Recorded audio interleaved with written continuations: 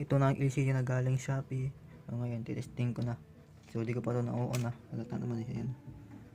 Ayan, ganyan siya. I-on ko pa lang yan. Ayun o, galing Shopee. Daming dikit.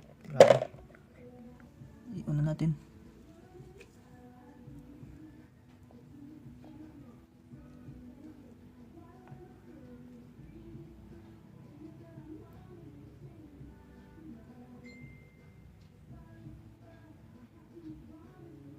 Ayaw.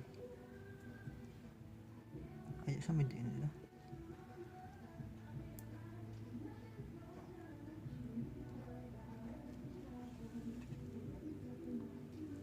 Ito pala eh. Yun. So ayan ang galing LCD na galing Shopee. Testingin natin para malaman natin kung original ba sa kapain nitong baba. Itong pinakababa na ito. Kung malamig yan ng mga 10 minutes, kung malamig pa rin yan, original po yan, original. Pero pag na mainit yan, sobrang init na kapaso, hindi po yan original, mga 1 week sira na yan. Pero ito naman okay naman siya, hindi naman umiinit. Ayun, yun, 1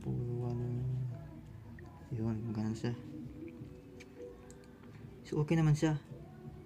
Yan, tiyatin umiinit ba? Yan, hindi naman umiinit, normal lang yung init niya.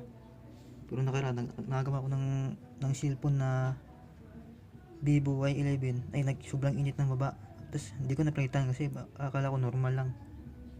Pero after 1 week daw, nangitim daw yung baba, di na daw mag-touch. Yan, so okay naman siya, hindi naman may init, normal naman yung init niya. So okay na yan, goods ang Shopee. Nakatipid pa tayo. Yan, nakatipid tayo, 400 lang katabi natin sa ano to. Yun, so ngayon i-install ko na. So bye muna.